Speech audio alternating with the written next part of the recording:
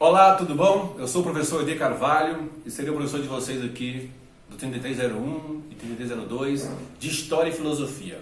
Claro que hoje nós vamos falar de filosofia, meus queridos alunos, né? E a parte da filosofia que nós vamos estudar hoje é cultura, né? É bom, né? Dizem que Porto Nacional é a capital da cultura, né? Aí, professor, o que significa isso? O que significa uma cidade como Porto Nacional ser a capital da cultura? Se você observar a catedral, o colégio sagrado, o seminário, se você perceber a Consaúde, né, que é o Caetanato, os prédios históricos, você vai ver que alguma coisa é grandiosa em Porto Nacional. Você pode ver que toda civilização grande tem templos e tem prédios, né, altos e como é que se diz, exibicionistas, né, grandes assim, né, para servir de alguma coisa de modelo, que ali houve uma cultura.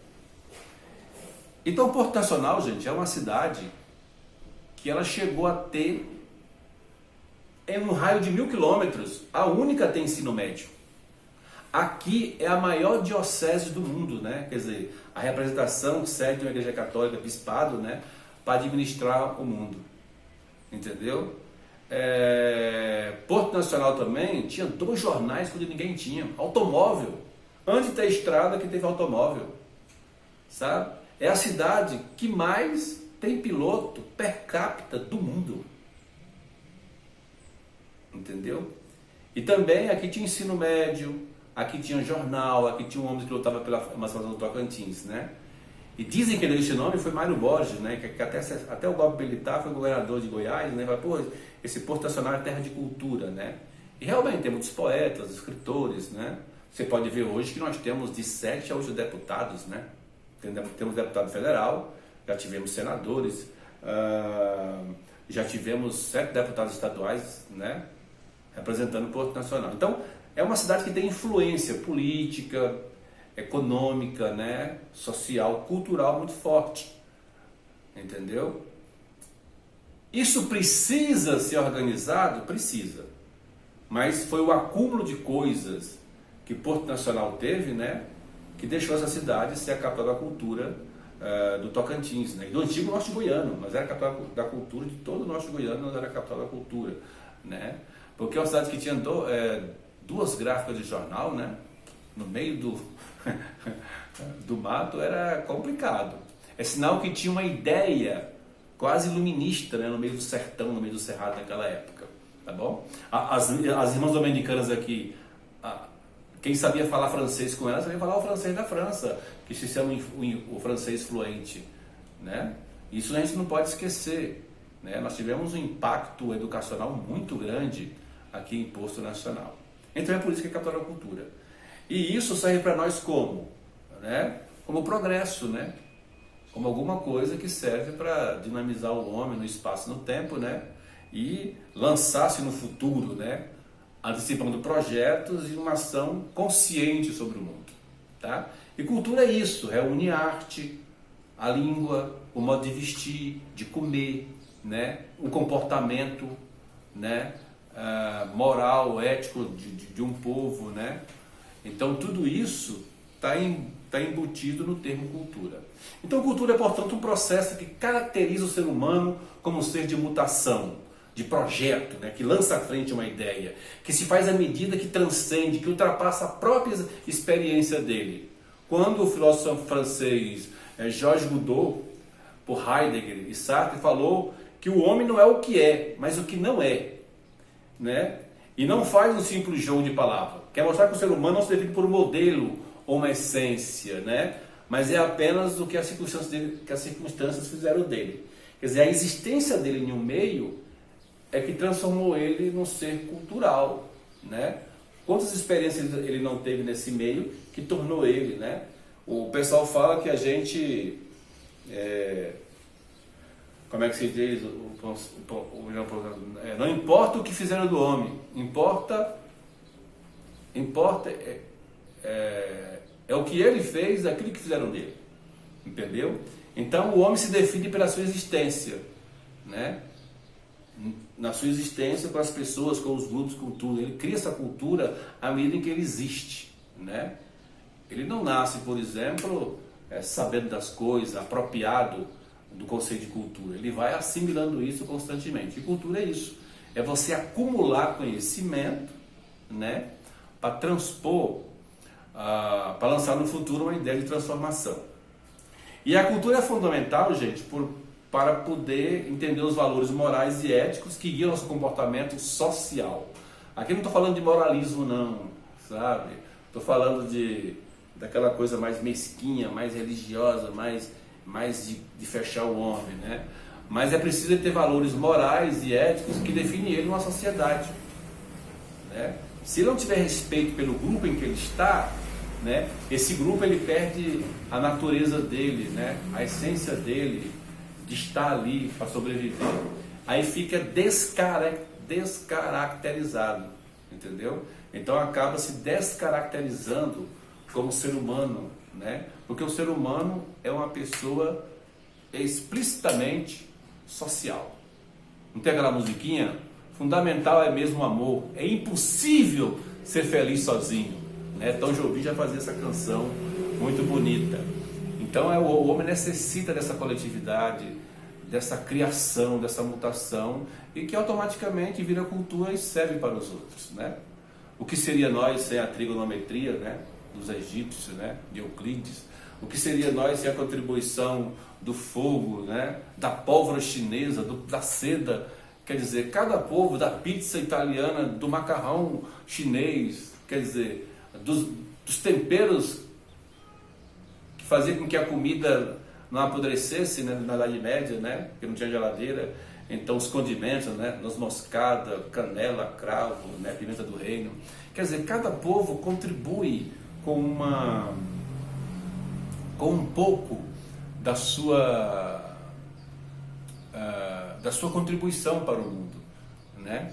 E a gente acaba assimilando isso, né?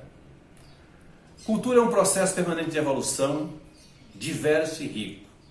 É o desenvolvimento de um grupo social, uma nação, uma comunidade. É fruto do esforço coletivo para o aprimoramento de valores espirituais e materiais, né? É um conjunto de fenômenos, seja eles materiais e ideológicos, né, que caracterizam um grupo étnico ou uma nação, né? É a língua, é o costume, são os rituais, a culinária, o vestuário, a religião, estando em permanente processo de mudança. Lembra disso. Cultura é um grande processo de mudança. Nós saímos do papiro para o quê? Para o tablet, né? Passamos pelo papiro, passamos pela impressora, né? Passamos pela datilografia, pelo telex, pelo fax, né? E agora está no computador, no offset, né? Do offset passamos para a impressora, a laser. A gente evolui, a mutação cultural. O homem precisa necessariamente disso aqui, né? Mas ele não perde a base da cultura dele, né? O Japão, por exemplo, é um elemento tecnológico potente. Vai na casa de um japonês, ele faz cálculo com ábaco. Cultura não é uma tecnologia que substitui o que você sabe, não. Por exemplo, se tiver uma crise mundial, uma pane no sistema mundial, sabe o que salva nós na comunicação? O código Morse. Sabe aquele que fazia televisão? É o código Morse, quer dizer, não tem nada. Se tiver um pane no mundo, é o código Morse que vai nos salvar para comunicar. Entendeu? Se o satélite expirar tudo. Quer dizer, cultura é evolução, mas você não pode, né, substituir. Você vai acumulando coisas que servem para poder você melhor se preparar, né, para o seu progresso, né? Aquilo também que dá segurança para continuar tendo conhecimento e tornando melhor o lugar onde você vive, né? A sociedade que você vive, o grupo social que você vive, tá certo? E a filosofia, gente, espera contribuir para essa reflexão, né, mais profunda sobre as questões relativas a partir do tema que nós estamos estudando aqui, que é cultura, né? E contribuir para a superação de valores de herança colonial que entrava o desenvolvimento, né, da sociedade.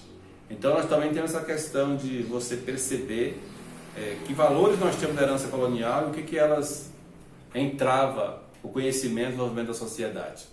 É preciso entender também que alguma cultura sobrepondo a outra, né, você acaba prejudicando determinado grupo. Né? Por exemplo, matar os índios.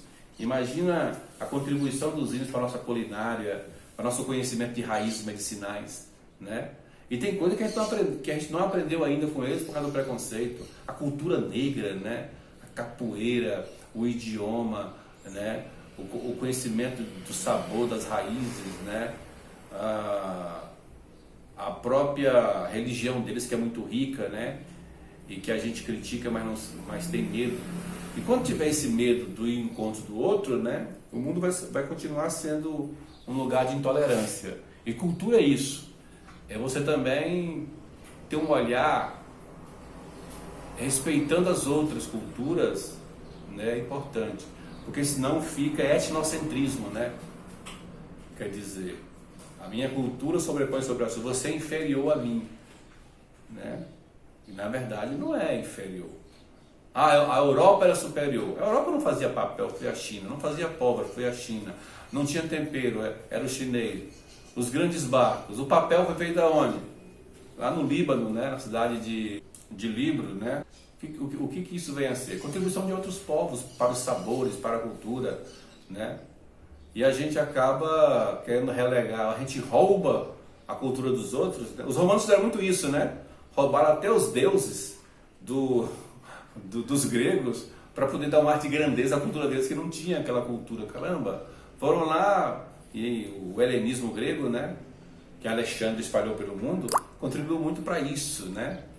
Para poder, os romanos copiaram tudo que puderam dos gregos, inclusive os deuses, né? A arquitetura, quer dizer, valorizou, né? Um pouco o que tinha a cultura clássica grega, né? Por um lado foi bom, é tanto que o Partenon, né? O templo dedicado à deusa lá, a deusa virgem, né? A Atena virgem lá, né?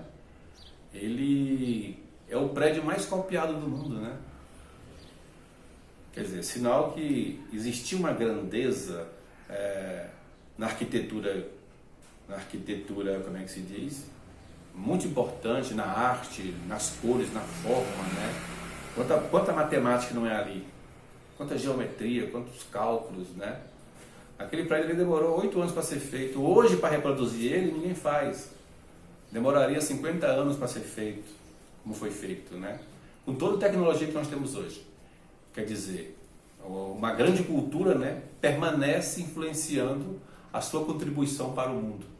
Né? A democracia grega, a filosofia, entendeu? Os Jogos Olímpicos. Então são legados que cada povo deixa um para o outro e que a gente vai acumulando, vai observando, né? E vai contribuindo para o desenvolvimento melhor da nossa sociedade. Tá certo? E eu gostaria, se vocês pudessem ver, né, um pequeno filme, né, Os Segredos do Partenon. Parece que está no Globoplay. Quem tiver acesso ao Globoplay, né, assista, né, 2 vídeos, Os Segredos do Partenon e O Segredo do Coliseu, para você entender o que existia de cultura, né, na construção de um simples não, né, aquele monumento representa o que naquela cultura, né? Quer dizer, tem que ter a ideia do subjetivo, não é só aquele templo, né? Também por detrás daquele templo existe uma ideia subjetiva, daquela casa, né? Quando você fala eira, beira e trieira, né? Na casa tem aqueles 3 gominhas assim, né? Abaixo do telhado. Quer dizer, quando a pessoa era sem beira e nem eira, porque era uma pessoa muito pobre. Quanto mais a sociedade era famosa, mais fazia trieira, né? Fazia a beira, a eira, a eira e a trieira. Quando a pessoa era muito pobre, sem beira e nem eira, porque nem casa tinha, né? Quer dizer, isso demonstra, um prédio demonstra quem é rico e quem é pobre, né? Quem tem privilégio ou não. Então, gente, é bom entender a cultura nesse sentido, né? Essa questão de patrimônio histórico, essa questão da comida, do sabor, né? Uma vez eu estive no Uruguai com várias pessoas do Brasil, né, num evento.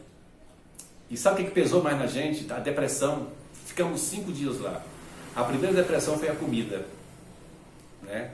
O sabor da comida uruguaia, eles não colocam muito sal na comida. Então a gente ficava assim, porra, cadê o feijão com arroz? Cadê aquela mistura gostosa, né? Lá era muito carne, frango assim, né? Mas a gente sentia. Bem que o churrasco deles é gostoso, né?